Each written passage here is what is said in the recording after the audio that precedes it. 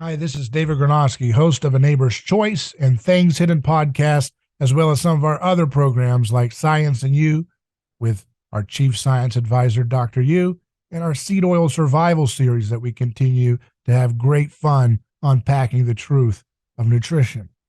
I wanted to give you a quick little message saying we appreciate all the support that we get from our monthly contributors and our one-time donation supporters. And we'd encourage all of you to go to our website, aneighborschoice.com, click on contribute, and make a monthly pledge today, whether it's $1, $5, 15, 20, 50, whatever you want to do. Doesn't matter. Just be a part of building this new media project that we've developed to empower and inform, to inspire, to kickstart a scientific renaissance, an anthropological breakthrough and reformation in the church. All these things are possible with your support right now. So make that commitment today and help us keep doing the productions that we have. Thank you. Today we have a friend that we enjoy hearing and reading his blogs, and we always enjoy hearing him on our show on A Neighbor's Choice. He's the writer at Substack, Chris Bray. How you doing, sir? Doing good. How are you? Doing well. Now, I've always enjoyed your thoughts on the latest, hysterical thing and the pandemic nonsense. Have always been so good at pointing out the religiosity and the pettiness of these little tyrants and so forth. And yet, when we get to these issues like we see today with the world on the brink of World War III, and it relating to feuds that are very deep blood feuds and have so much wrapped around them emotionally, so polarizing around the world, like what's going on in the Middle East with Israel and Palestine. It's a whole nother level of emotion, as I'm sure you've seen, right? You were just telling me you've written a few posts about it. I saw the one that you did, Does Violence Cause More Violence? But that's what we're going to dive into today, that topic. But just in general, how has your experience been in blogging about this subject? Nightmarish, absolutely nightmarish. I've never seen people respond with the emotional intensity that people are talking about Israel. And I've never seen the anger. I've never seen the sort of bad faith readings that the thing that people do when they read something and they tell you they know what you're really saying. You say X and people say, I know you say that, but I know what you really mean. There's just a level of hostility and suspicion and sort of presumptive bad faith and anger in the discussion about Israel that I'm not seeing in any other discussion. And you've touched on a lot of the different controversies, I've done them all. Yeah. I've done them all. This is the most electric, huh? Absolutely electric. And there was like a week on Substack. Substack, is a subscriber model that you don't have. It's like you just write for yourself, and people can choose to subscribe or not subscribe and read your stuff. And everyone on Substack for a week was saying, I've never lost more subscribers than I've lost this week. And you lose subscribers. I was saying before we started, I've had people in the last couple of weeks who've called me a vicious Zionist pig and who've said that I obviously hate Jews over exactly the same content. You can write something and have people looking from both sides of it say, well, you're obviously on the other side. From 180-degree opposite positions. So it's very hard to talk about. It's very hard to do. And people are inclined to start with the assumption that you're a horrible monster. And people sort of overread or underread strategically to support their desire to be angry at you. You have a lot of people saying to you, responding to something you said, like, how dare you say that? And then you go read the piece you wrote and try to figure out where they found the place where you said that because you didn't say that. So So it's a very, very emotionally loaded discussion. It's something that people are feeling about more than a lot of people are thinking about, and it's hard to talk about.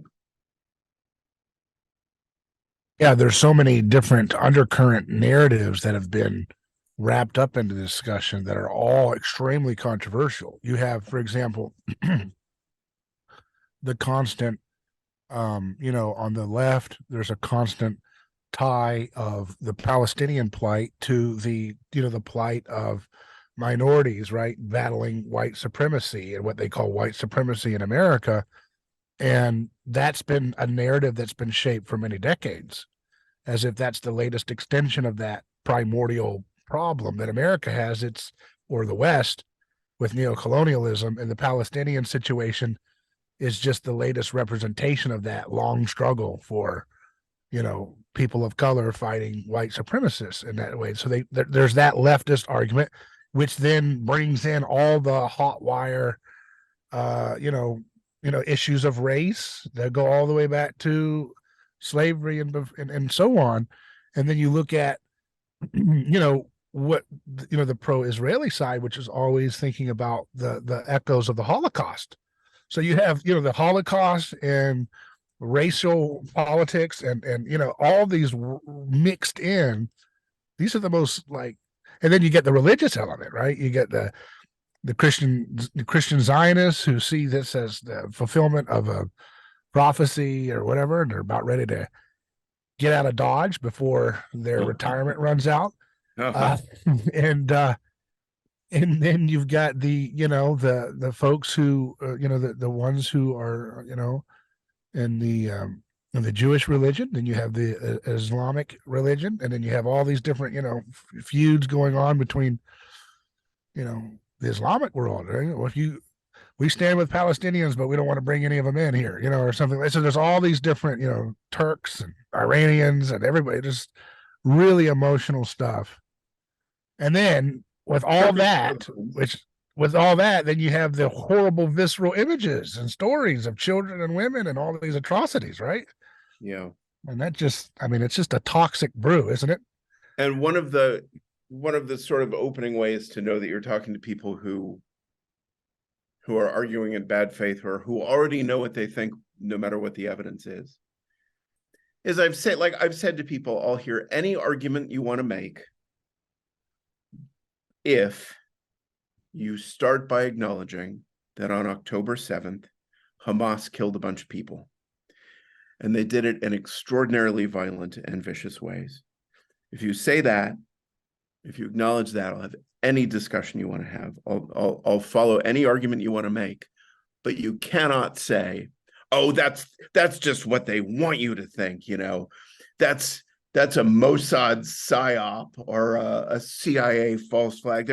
They're trying to make you think that Hamas killed people, and I just don't have any patience for that. Make any argument you want to make. Let's talk about anything you want to talk about, but start with the fact that what happened on October 7th was an extraordinarily brutal, horrible attack, and the members of Hamas who went into southern Israel killed people at a music festival who were unarmed, who were peaceful, who weren't harming them and weren't going to harm them. They went door to door in kibbutzim and hunted out families and killed them. Let's start with that. And if we can just acknowledge that, then we can talk about whatever comes next. But let's not pretend that didn't happen. And I think right now a lot of people are insisting that are trying to avoid noticing that happened, are trying to have a conversation that pretends that isn't real, and acknowledging that that's real. If you believe in, and there are many people who believe in non-coercion and non-violence from many different ideological perspectives, there are people who want to live lives without violence in them. And doing that in a world where you can just disappear evidence of things you don't like is really easy. But doing that in a world where you have to acknowledge something like the October 7th attacks, you have to start with a discussion of a horrible, brutal, vicious, appalling thing happened. Yeah. want to argue for nonviolence, that becomes very difficult and very complicated. And if you want to have that discussion in good faith, start with acknowledging the ugly reality and go from there. Well, that's what I'm hoping to do here, is that we can have a good faith discussion. We always do, and model it for people, because I am someone who advocates for nonviolence, and I take it and use it, anthropology and different ways to kind of show how I think it works. But you certainly can't really get anywhere if you're gonna be dishonest with the facts. And I think I was talking to Daryl Cooper from Martyr Made podcast recently about this subject matter, and I said, the true vocation of history, true history, is about being able to recall the facts of a conflict or a dispute as objectively as you possibly can try to be, and acknowledging the victims wherever they lie, right? Almost standing in solidarity with the victims, not in an impartial way, but in and just a true accounting. This person was unjustly murdered. This person was unjustly murdered. This person was unjustly, stolen from, and just like, when you follow the trail of the abuses wherever they lie, that's the closest thing you can get to what we call history, instead of what history has, devolved into so much as winners trying to write the history. And when there's no clear-cut winners, then you have competing narratives about history. And that's what creates, violent passions, because you say, well, because it's like you can always rewind the tape and say, well, let's pause back to 1960. Let's pause back to 1940. Well, let's pause back, and wherever you pause the tape, you can kind of show the first blow to be your opposing team. They did it. See that? And they say, well, no. Run the tape back. You'll see actually there was another blow that hit them before that. And they say, well, no, but keep going. You'll see that we were hit. So it's just endless tit for tat and inanity at that point. And it's important to be truthful and acknowledging. And I didn't know that was a thing. That you're saying a lot of people that are saying that the Hamas attack didn't even happen. I didn't even see that. I mean, I've heard that they've said that, like, I've heard that the line that I've heard a lot is that, Netanyahu and the government obviously, like, were derelict in their duty at the very least, or, like having a stand down to let the attack happen. That's what I've heard. I haven't heard that it hasn't happened. You've heard people say that those attacks did? Yeah. What in the world? I've heard the whole range of, right. The Israeli government knew that Hamas was going to cross in, out of Gaza and attack people. It's what people say about Pearl Harbor, that Roosevelt knew, but he stood down because he wanted the war and he wanted the casus belli. Right. They knew it was coming and they could have stopped it, but they chose not to stop it. They wanted their own people to die so they could have war. I've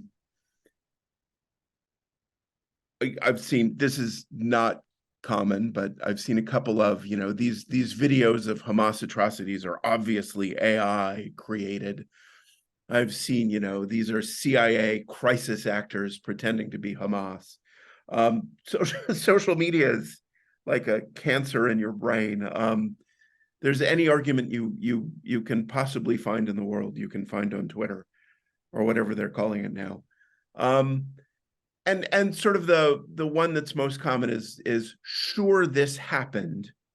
Sure, Hamas did this at some level.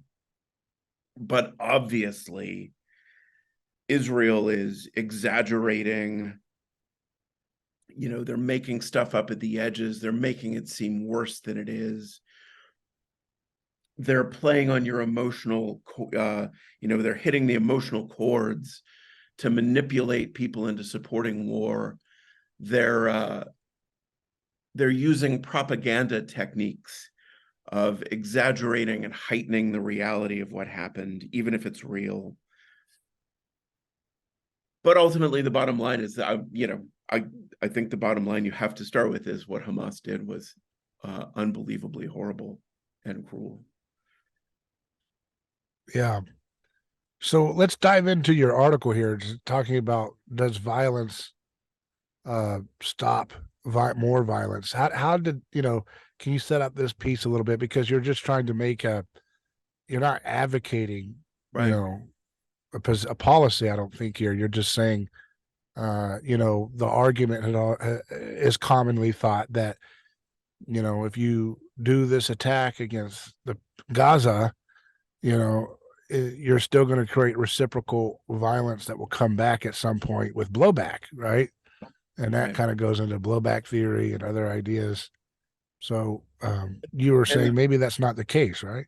The phrase you can look for, if you want to search social media, if you want to search sort of news analysis and what people are saying at think tanks or what people are saying on social media, the term you want to look for is next generation. The argument that people make is you can't destroy Hamas by attacking Gaza, because by attacking Gaza, you traumatize the next generation and you teach them violence. And so when you try to destroy an extremist group by attacking the society that the extremist group lives in and comes from, you necessarily can't destroy it, because inevitably, even if you destroy the people who are members right now, you necessarily traumatize the next generation and teach them violence. So if you wipe out Hamas now with violence, the next generation in Gaza inevitably becomes Hamas when they grow up. That's the argument I was responding to. And I've seen that argument a lot. You cannot destroy Hamas militarily, because even if you do it, you just create the next generation of Hamas. And that's an argument that's been made critiquing America's foreign policy as well, right? And the war on terror, which is like, okay, you go over there and you knock out Iraq or Afghanistan or Libya, and then more extremists come out. Mm-hmm. And then if you look at the writings of Osama bin Laden and his reasons for why he wanted to attack America, he cites different things like, different policies that America had done in the Middle East, and the feeling of being occupied by a impure, hostile foreign power. And then you've got books like Robert Pape's Dying to Win, which looks into suicide terrorism and looks at the primary motive. He says it's the perception of being occupied. When you're occupied and you feel that way, that's what, like the what is it? The Tamale tigers, or in Sri Lanka, like the highest rates of suicide terrorism in the world happened with that conflict. And it's a matter of occupation that they're responding to. So that's what's willing to make people go to their death. Now, how do you, in your article, though, you've got some counterexamples that say maybe that's not always the case, right? I think it is sometimes the case. I think there are many different ways of doing violence to people that can lead to more violence in the future. And the reference to Osama bin Laden writing about the Americans being in the Middle East is a great example. Blowback is a real thing. Violence coming from violence is a real thing. But what I said is, what Israel is doing in Gaza now, this extraordinarily high intensity war, attacking lots of targets, pursuing this strategy of saying, I read an interview with an Israeli official who said, across every Israeli political party, everyone agrees in government, everyone agrees. Every single member of Hamas who participated in the October 7th attack is a dead man walking. We're going to find every one of them. We're going to kill every one of them. We're going to do whatever it takes to do that. So I said, what examples do we have of a government, of a military saying, we're going to eradicate this political party or this extremism or this ideology of violence, and applying total war to it? I'm talking about a specific particular kind of war, not low-grade military occupation, not a sort of an imperial constabulary. But if you say, this group is completely intolerable. We're going to do whatever it takes to wipe them out. We're going to use whatever level of violence it takes to wipe them out, and you do that. What examples do we have of that, and how has it worked? And I want to give you three, because one of the examples I use, commenters said in response, like, oh, you can't say that because that's a nation state, and that's totally different. But start with this one.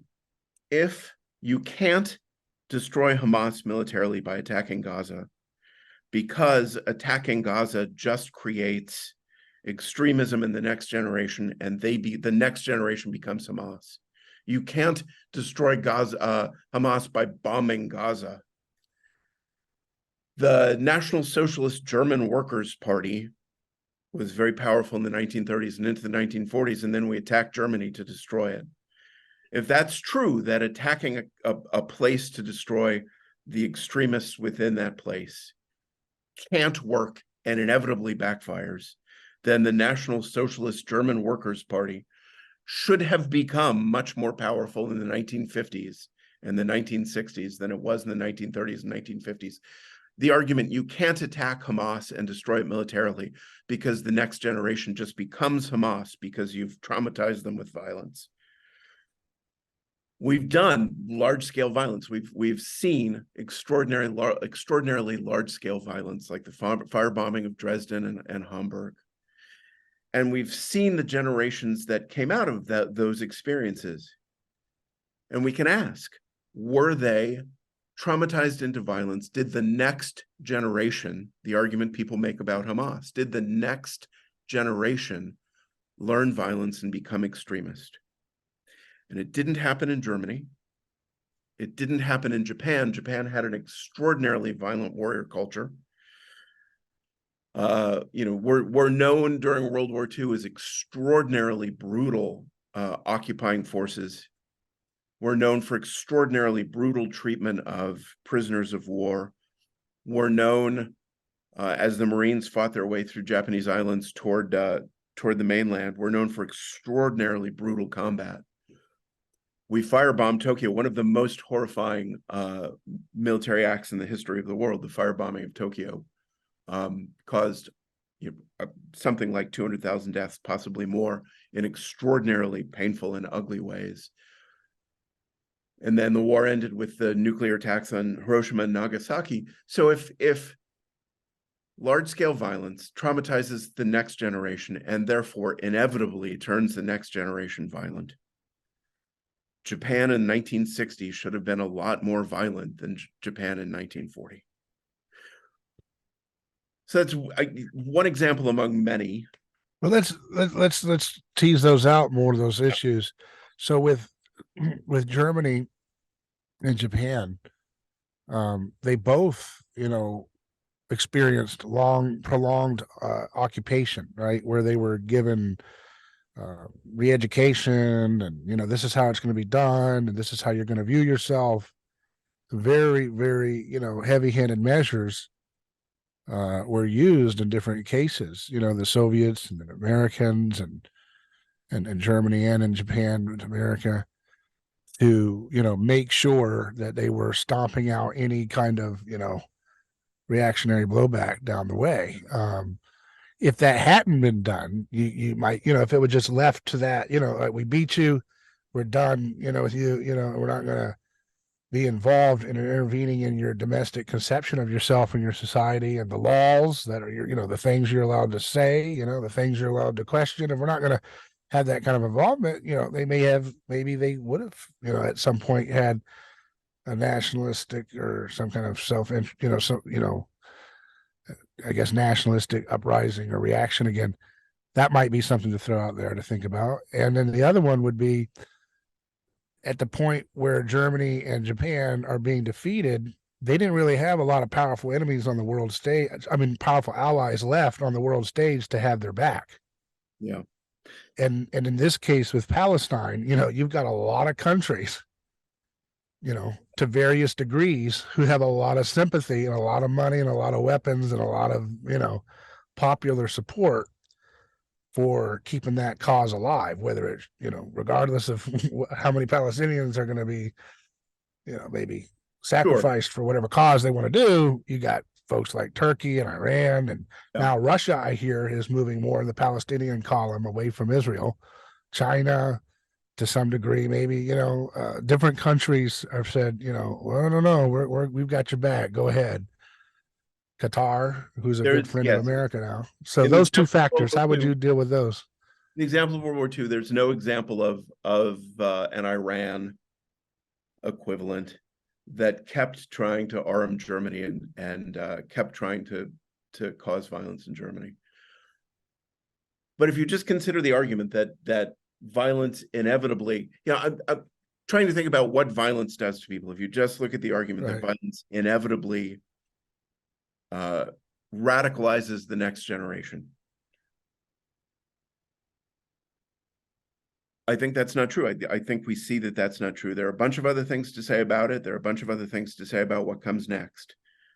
But the argument people are making all over the place online is that violence inevitably radicalizes the next generation. There's nothing you can do about it. Once young people have experienced violence, they're going to go be violent when they're adults. And I think we have examples that tell us that that's not true. I think we have examples that tell us that people who experience devastating military violence, who are brutalized and traumatized by violence, the violence of something approaching total warfare, that in many examples, they turn against violence in the future. That Japan, which had a tremendously serious warrior culture, doesn't have a serious warrior culture now. That the experience of mass violence in World War II did not traumatize the next generation and turn them to violence. It seemed to turn them against violence. Can I give a couple other examples? Because I want to not limit this to. I always feel when I read the news that all history is Hitler. Yeah. And all anyone ever says is, like Putin is like Hitler. Yeah. And that's the only history we do. I was thinking about the Plains Indians in the decades after the Civil War and the extraordinary violence with which the United States Army suppressed the Plains Indians. And there were a series of massacres, the Wounded Knee Massacre, the Sand Creek Massacre. There was a series of decisive battles. There was a long American war against the Plains Indians that crushed the Plains Indians and consolidated the Great Plains into the American Manifest Destiny Project. And conquered the Plains Indians. That's the word I was looking for. And if you look at the claim that violence, that you can't do that, you can't conquer people because when you try to use violence against them, it inevitably radicalizes the next generation. It didn't happen. The Plains Indians were not more violent in 1920 than they were in the 19th century. Or you can look at an example like Indonesia, where in 1965, the Indonesian army killed hundreds of thousands of communists. The PKI, the Communist Party in Indonesia, was very influential, participated in government, in Sukarno's government. And in 1965, the Indonesian army just butchered the Indonesian communists, and the Indonesian Communist Party was banned and suppressed. If you take the argument that you can't possibly use military force to destroy Hamas, because the next generation just inevitably becomes Hamas, because the trauma of violence necessarily radicalizes people and drives them to extreme positions, then the PKI, the Indonesian Communist Party, should have been more powerful in 1985 than it was in 1965. The next generation should have been traumatized and taught violence and extremism, and they weren't. So there's a good documentary about that killing in Indonesia called The Act of Killing. Have you seen it? I haven't, but I've read a lot of stuff about it. It's I've read a lot about the American support of that killing. Yeah. The American government was pleased and relieved to see Indonesia getting rid of communism in Indonesia and was anxious to support it. Right. But we think about, we want violence to not work because we want to live in a world where people aren't butchered on a large scale, where you don't see something like Gaza being turned to rubble. We're uncomfortable with it. We're horrified by it. So we want to know that it's counterproductive. But I think if you look at the example of history, one of the things that we're forced to conclude is that sometimes violence works, that sometimes violence on a very large scale does what people want it to do, and that enemies can be defeated, and that enemies can be, with the use of a massive application of organized violence, you can prevent violent extremist organizations and groups of people who are captured by violent extremist organizations. You can prevent the next generation or the next 3 generations from engaging in extremist violence. And we have examples of that. So people saying you can't possibly defeat Hamas militarily because inevitably the next generation will just become Hamas because you've shown them violence, I think is not true. And that doesn't have to mean that we cheerlead for the bombing of Gaza or that we think it's a great thing.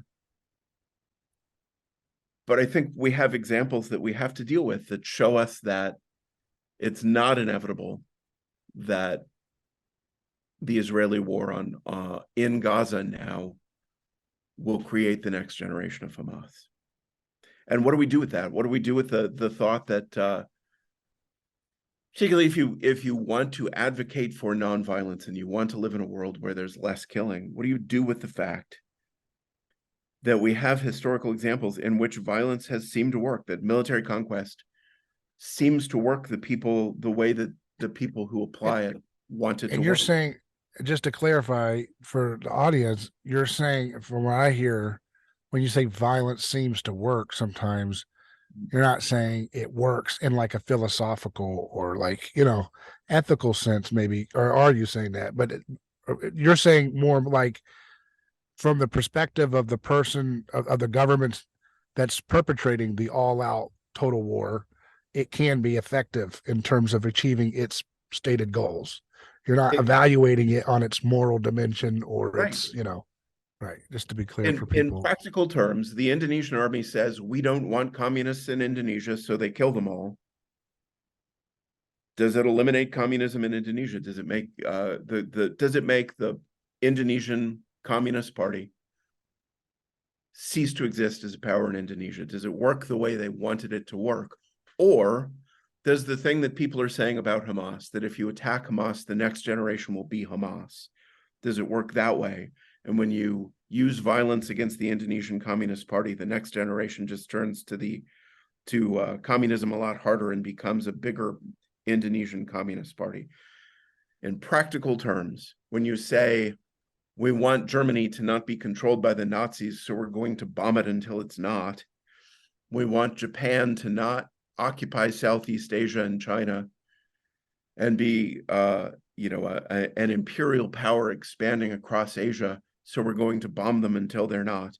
In practical terms, does that application of military force work the way the people who use it intend it to work and say that they want it to work? Or does it inevitably create blowback and the radicalization of the next generation? And I think what we have to conclude, and you can find counterexamples, and you can talk about specifics and particulars and cultural particulars and what comes next. But the premise that violence inevitably radicalizes the next generation and just makes the problem worse in the next generation or the next 3 generations, I think is not true. And I think we have evidence to show that it's not true. I think you're talking, and another just clarification, because I sent this article you wrote to a friend of mine, and he brought up, what about all the violence domestically? The people that have violence within their families because of what they experience, domestic violence, broken families, alienated youth, young men that lead a life of hardened violence and criminality and so forth because of experiencing violence.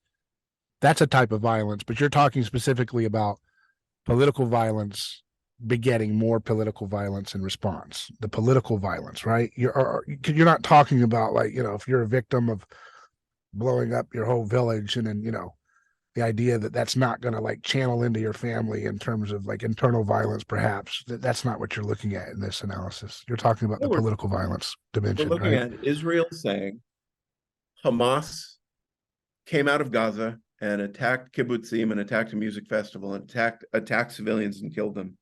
Nothing like that can ever happen again. We're going to break Hamas. Right. Can they do that? Can they use violence to destroy Hamas as an organization? And I would never claim that if you use violence on that level, that it won't show up in other ways and it won't traumatize people and it won't harm people's lives in other ways. But the thing Israel says they want to do, people are saying they can't do it. You can find this argument in 100 places. People are saying Israel cannot succeed.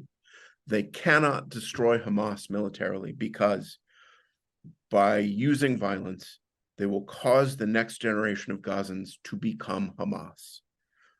They will politically radicalize the next generation of Gazans who will become the new Hamas after you eradicate the current Hamas. That, I think, is not inevitably true. And people are taking it as a given. People are taking it as a thing that's inevitable. They're saying, of course, the next generation will just reform Hamas. And that, I think, is not inevitably true, not demonstrably inevitable.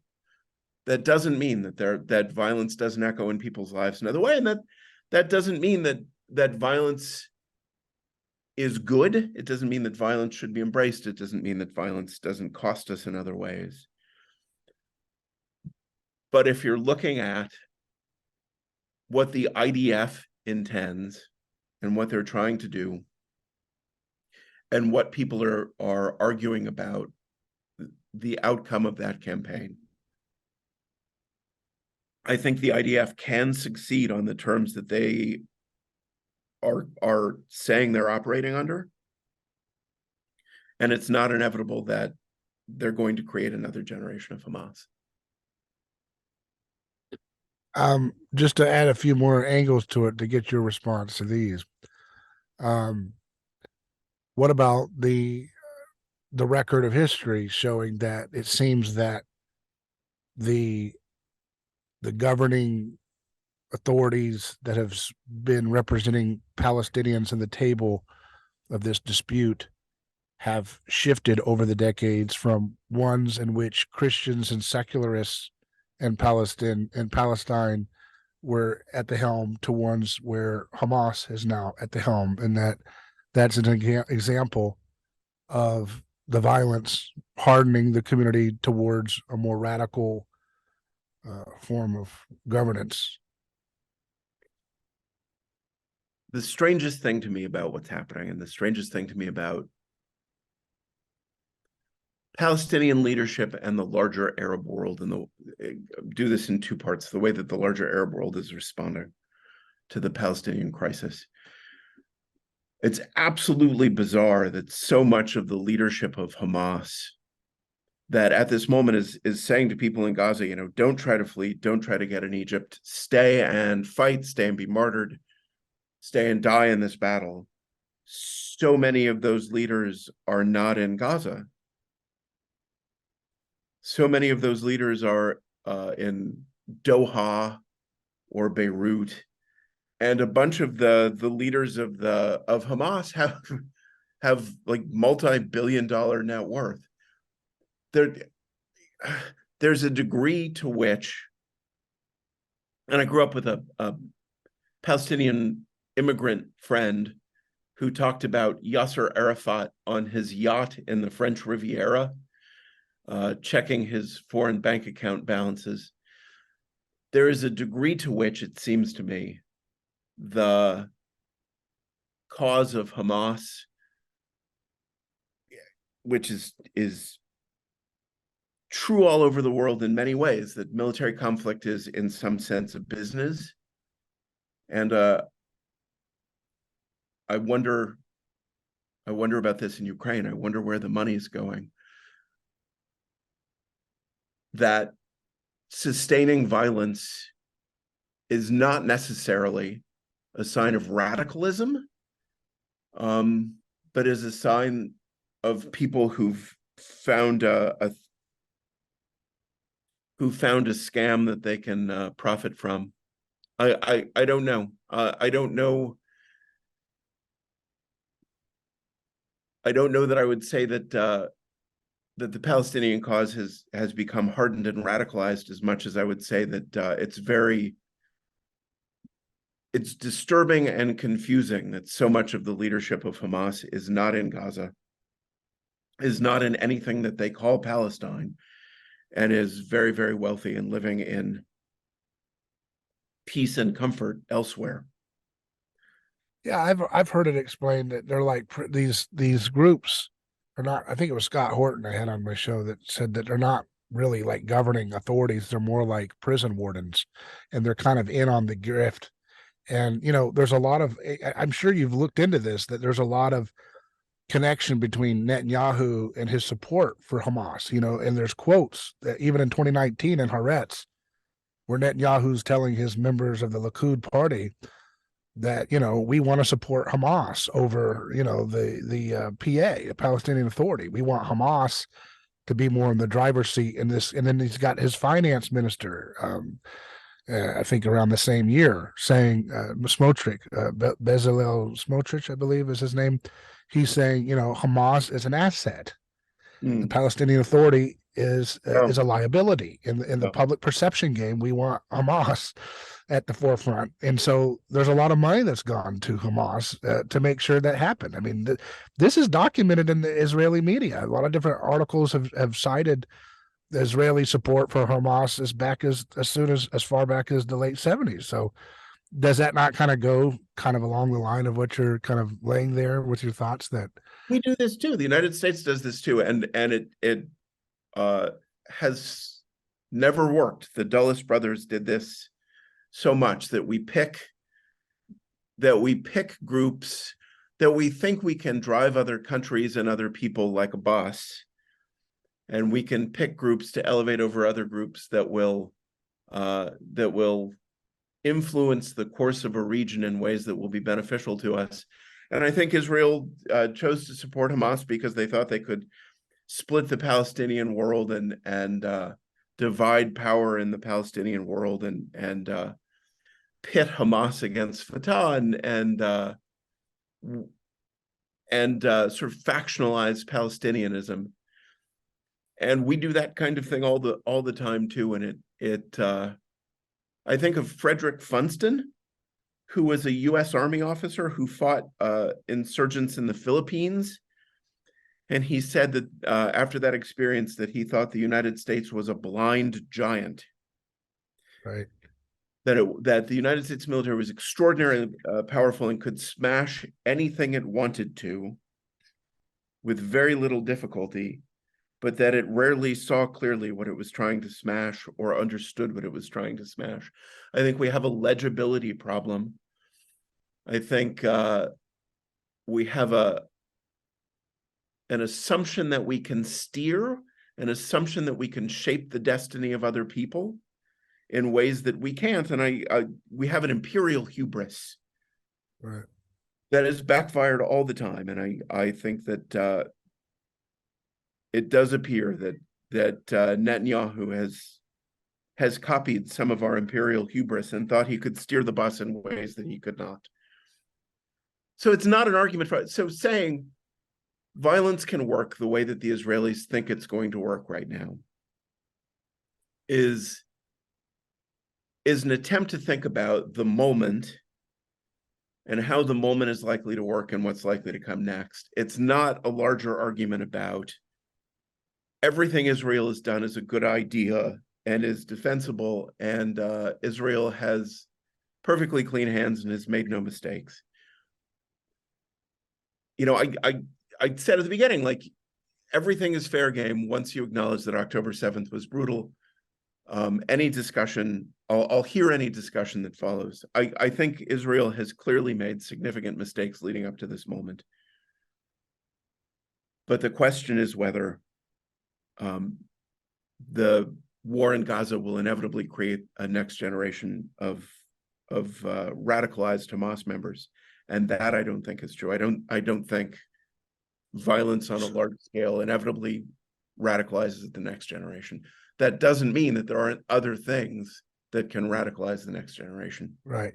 So is it your thought that this campaign will not radicalize the next generation, or that it's not inevitable? Is that what? I think it's not inevitable. I am not arguing that there's no possibility at all Right. that the next generation won't be radicalized. I'm saying the claim that you can't destroy Hamas militarily because inevitably Hamas is replaced by the radicalized next generation. I think we have historical examples that show us that that's not true, but that doesn't mean that there aren't other ways to radicalize the next generation, and that there aren't a bunch of other ways that it can't go wrong. And what about the factor, just to put all the little things on the table that I see here in this analysis, it's very interesting, is the Abrahamic, religions. I mean, the different examples you gave, I don't really think had an apocalyptic Abrahamic faith undergirding the culture. I mean, I guess the Germans had their own kind of apocalyptic clash of some sense, I guess, but it wasn't. It was like more like neo-paganism driving their whole animus more than some kind of like Christian conception. So that really doesn't drive that conflict there. But when you look at, the thought that the folks are willing to sacrifice for this clash of civilizations, and that the Abrahamic faith and the kind of worldview that comes along with sacrifice and being a martyr is quite different than what animated Buddhism and and the Native American religion worldview that would make them say, all right, you know what, we've had atrocities, that's enough. I mean, versus the Abrahamic view, which is kind of more of a universalizing, we must, win in history, right? Which those other religions don't necessarily have that. The Native American, like a manifest destiny to take over the whole world and to, convert the whole world. Japanese, I don't think they really had that either necessarily. Maybe they wanted to be a superpower around the Pacific, but they didn't really want to like spread their faith and their worldview. They have a messianic. Yeah. How does that factor in here? So one of my readers, the comment threads, I don't moderate my comment threads, and I don't moderate them very much. I don't remove comments that offend me. I don't remove comments that criticize me. I don't remove comments that I disagree with. And people get upset with me. They email me or report comments and say, like, don't you see this comment is hateful? Why didn't you remove this? And I don't, because I think we need to see what everyone thinks, and we need to have an open discussion. And the comments in response to this piece that we're talking about say that a lot. And one of my readers is Jewish, a Jewish reader living in the United States who spent time in the Middle East as a child and has family in Israel now. And she said, the idea that if you wage war on Gaza, the next generation will learn to hate Jews, the next generation of Palestinians will learn to hate Jews, is a ridiculous argument, because the next generation of Palestinians is going to hate Jews no matter what you do, and are the inheritors of a tradition that has hated Jews for at least hundreds of years, if not more. So the religious conflict, the religious nature of the conflict between Islam and Christianity and Judaism, I think argues against the claim that if you bomb Gaza, the next generation will hate Israeli Jews, because the next generation isn't inevitably going to love Israeli Jews unless you bomb them. So the idea that violence will radicalize people assumes that they won't be radicalized unless you bomb them. And I don't think that works. And a lot of my readers don't think that works. A lot of my readers, and I think they're not wrong, argue that the conflict between the Islamic Middle East and Judaism and Christianity will continue whether you bomb Gaza or not. Right. So just to be clear here, I don't know exactly what the goal of the IDF actions in Gaza, what the goal is. Is it, and what do you think it is? Is it to just cripple and destroy the Hamas network itself? And how much percentage of the 2 million folks in Gaza is that? Like what are we talking here, like in terms of specifics? Because I guess what I'm saying is I'm entertaining your argument, but I think even if your argument is correct, it certainly is. I mean, I don't support. I'm not saying I'm supporting this, and I don't. You're not even saying that. But just to be clear, even if it's correct, I think it's going to have. I think if it hits a certain threshold of death and carnage, it might backfire to the outside factors. There's so much populist support for Palestinians to some degree in these other countries, although they don't really want to do anything about it because they don't want to get messed up with America. But at some point, they might get dragged in kicking and screaming to some degree because of the sheer political groundswell. If you've killed 1 million people, for example, in real time in such a, you know what I mean? Like at what point does this total war concept actually backfire, and then you're back to violence begetting violence, whichever way it looks like? Maybe it's outside violence, but it's violence. Yeah. Well, I started to mention this earlier. I was thinking about the way other Arab countries are reacting, or the way the neighbors are reacting to the war. And it's fascinating to watch Egypt and Saudi Arabia and other countries saying, how dare you attack Gaza? We're very upset. We're very angry. But the Jordanian king spoke a few days ago and was asked, how many Gazan refugees are you willing to take in? And he said, oh, absolutely none, not a single one. Egypt doesn't want a single Palestinian refugee. Jordan doesn't want a single Palestinian refugee. Saudi Arabia doesn't want a single Palestinian refugee. So everyone in the Middle East outside of Israel strongly supports the Palestinians, but doesn't want any of them. So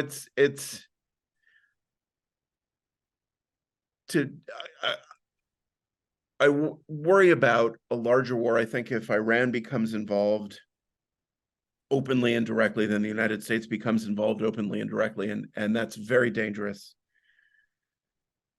and could result in a lot of killing. But I think in many ways there's a kind of theatricality to what's going on that the leaders of other, with the exception of Iran, that the leaders of other Middle Eastern countries are posturing about how upsetting they find what's happening to the Palestinians, but look for what they're doing about it. And I don't think they're doing anything about it. They're not trying to militarily intervene. They're not trying to stop Israel from attacking. There aren't Saudi warplanes circling over Gaza to try to prevent Israelis from dropping bombs on them. So at some level, at least the Arab countries, maybe not Iran, but the Arab countries, I think, don't want to intervene and aren't intervening. And let's hope that is true. But just the first point, what do you think is their objective? Are they going to just destroy Gaza completely? Or are they going, like, there's 2 million people there? I was just reading this morning a discussion with an IDF spokesman whose name I don't remember. A news story about a discussion with an IDF spokesman who said, to be clear about this, we are not trying to cripple Hamas. We're trying to eradicate Hamas. They've said every single person who participated in the October 7th attack, every single person who carries arms for Hamas, who's a leader in Hamas, who commands a cell in Hamas, who organizes or gives orders to Hamas has to be killed and will be killed. And how they do that without killing a lot of other people in Gaza, I don't know. But what they say they intend is to militarily defeat Hamas completely, to eradicate Hamas. And I don't know. I don't know how far that means they go. biggest question to me is how you eradicate Hamas without eradicating the Hamas leaders who live in very nice houses in places like Doha. I think the whole thing is deep. I think the question you're asking there is way more. You're pulling on a thread that unravels a lot. You know, how much money does America give Qatar? How much money does Qatar give America? How much money is Qatar giving Hamas? How much money is America giving Israel? How much money is Israel giving Hamas? Yeah. And all the little kids are the ones that, the regular people just trying to live. Yeah. Are the ones that get sacrificed. I don't know. I think there's a scenario in which your model could bear out and be true. Like, but I don't know what that it's. I think it's a threading a needle that I don't know if they'll get right. Because I think if they, like you said, if they do too weak of a response, then whatever, Hamas is still going to come back. If they eliminate Hamas, but then they've it's like, and then you killed hundreds of thousands of innocent women and children and so forth. Now, I mean, I think that would create, violence down the road from somewhere, whether it's from the Palestinians themselves or Hezbollah or somebody else. They're going to get a comeuppance back at them. I think that's just inevitable if there's enough, which I think the reports are already suggesting thousands of civilians in Gaza have been killed. I don't know the number, so it's all propaganda from every side. It's dizzyingly ridiculous and demonic. But it's I think what you're saying I think there's a wind. I think there's like I said, just to repeat it, I think there's a way in which your scenario does come to bear, but I think it's a threading needle kind of thing. I don't know if they'll get it right. Because I'm telling you, if you wipe out all the, if you tuck out all of Hamas, okay, we don't know anybody left from Hamas. Yeah. Except for the guys in the yachts that got all the money from Qatar, that got that from America and Israel that gave them that. I mean, it's like kind of creepy at that point. Yeah. So you're standing in front of a bunch of children and women and regular Joes dead, and all the guys that were actually coordinating the atrocities, they're off, in the sunset with all the American dollars and Israeli dollars or whatever. That's pretty weird, man. It doesn't look right. It's more than we like. We talk about the moral duty of Israel. We talk about what, the way that Israel should conduct its war and the way that Israel should limit its war and the moral duty of Israeli military leaders. What is the moral duty of the leaders of Hamas? If you're a leader of Hamas, organizing and ordering large-scale violence from your penthouse in Doha, don't you have a moral responsibility, knowing what you've done, knowing what's been done on your orders and in your name, to surrender yourself to try to bring a war to a close and stop the killing? I think Hamas has a moral. I think the leaders of Hamas have a moral duty to take responsibility and be accountable for what's been done in their name and on their authority and at their urging. And they're certainly not doing that. And I don't hear anyone calling on them to. It's remarkable to watch the leaders of Hamas being protected in other countries. Remarkable. I guess the question is, if they don't want to have any, if they want that land, if Israel wants the Gaza, if they want to continue settling in the West Bank, what incentive do they have to completely eradicate Hamas completely? I mean, they're going to need to have, an enemy that looks pretty nasty if they want to continue to advance their political, at least Netanyahu's, faction, which was deeply unpopular before all this happened, right?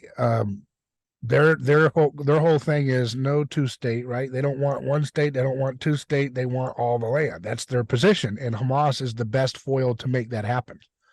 You know what I'm saying? It's similar to the Trump argument about the abortion lobby, the pro-life lobby. Remember, he got mad at them, and they got mad at him because he was like, "Wait, I got rid of your Roe v. Wade, and now you're mad at me because there's nothing for you guys to fundraise about." Like, how do you if you don't have that foil? Yeah, As that boogeyman on the prowl, how do you raise the public perception that, hell, we need to continue to settle and continue to advance our total control of all this land? I mean, one of the things that happened, I was talking about a week or two ago about the problem of means and ends. If you want something like a two-state solution where there's a Palestinian state that's autonomous, that has its own authority and its own borders, if what you've communicated to Israel left Gaza, stopped building settlements in Gaza and withdrew from Gaza, and left Gaza to Palestinian self-government in, I think, 2005, and Hamas has controlled Gaza completely since 2007, what message does it send to the Israelis that Hamas emerged from self-governed, non-occupied, non-settled Gaza and attacked Israeli kibbutzim and attacked Israeli civilians when Israel didn't occupy or settle Gaza? I think the things that Hamas have done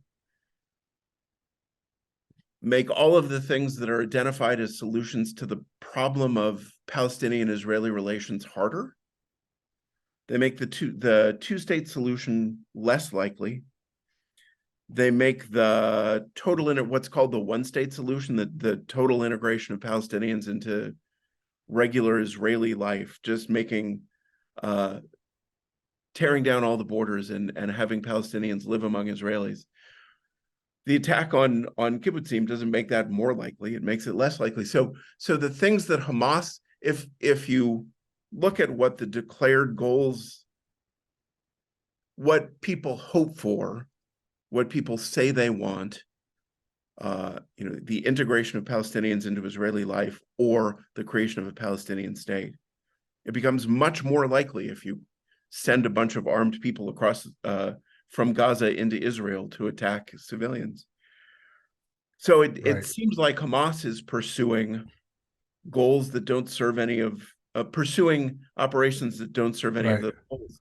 And when you hear people saying, when you hear pro-Hamas, pro-Gaza protesters saying, Palestine will be free from the river to the sea, from the Jordan River to the Mediterranean Sea, they're saying, I think, that there will be no Jews from the Jordan River to the Mediterranean Sea. The thing they're saying is they want Israel to be gone, they want Israeli Jews to be gone, and they want what is now Israel to be entirely Palestine, and to be settled entirely, to be owned and controlled entirely by Palestinians.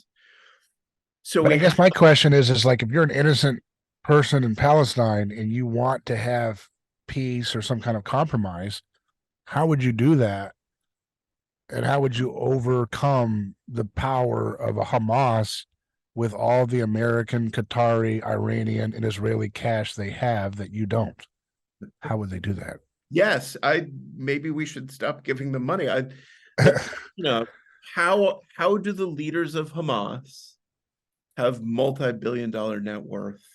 I think that's the biggest point of this. I mean, in some sense, in one way to look at it. I mean, it's like, and reading that's where you really get to the real questions there. That Hamas has something like, and Hamas is saying they have something like 300 miles of tunnels under Gaza. The IDF should ask their government. Yeah. Say, let's look at the books since the 1970s when you guys started pushing this group over the more moderate secularist elements of Palestine. How come you weren't interested in working with, if you wanted a deal, if you wanted a rational, humane deal, why didn't you promote and put all the money in the moderates or the relatively moderate elements, the ones that were even led by Christians and secularists? Why couldn't you find that? Why was that? And why is that a liability? That's what I'm saying. If we're going to talk like people who are going to have Western values, I don't know. At some point, there's a responsibility to be honest about what you've been doing with your money. And that includes America and everybody else. I mean, we know Iran's giving them the money, right? We know Qatar, which is best friends with so many people in D.C. today, they've been giving them a lot of money. And we know Israel has been giving them money. Well, I don't, how, so in some sense, it's like, how can you say, oh, we get to kill these innocent Palestinian civilians because of the sins of the group that we've been funding. How does that make sense at some point? You know what I mean? It's like, oh, your people's, little kids get to be killed as like legit collateral damage because the group that we've been selectively funding for decades is doing wicked, horrible things, and they have no ability to get them off their back, so they get to die. It's pretty messed up when you really think about it, Yeah, but messed up in a way that human experience has been messed up as long as there's been human experience. Yeah. We've never had people who lived in violence, and it's we've never had a world without violence, and it seems unlikely that we ever will. But how do you find a way to live without violence, seeing the way that violence works and seeing the way that power politics works? Right. I don't know. That's the question of history, really, in some sense. Chris, I really appreciate your time, and it's a heavy subject. I think, if I do say so myself, perhaps we've modeled a really good way of having a sober conversation about it without even having to have the same exact position on a matter, and do so with great, civility and thought and nuance. So I really appreciate you taking the time to wade into such a hot topic. It's hard to write about, and it's hard to talk about in real time, without, angering people on accident with anything you say. So I appreciate your courage in taking on this matter honestly and as objectively as you can. So I want people to check out that article as well as the rest of the content you have at chrisbray.substack.com. Thanks again. Thanks for your time. And for folks who want to stay in touch with us at A Neighbor's Choice, you can email us hello@aneighborschoice.com. I'm David Gornoski. Godspeed.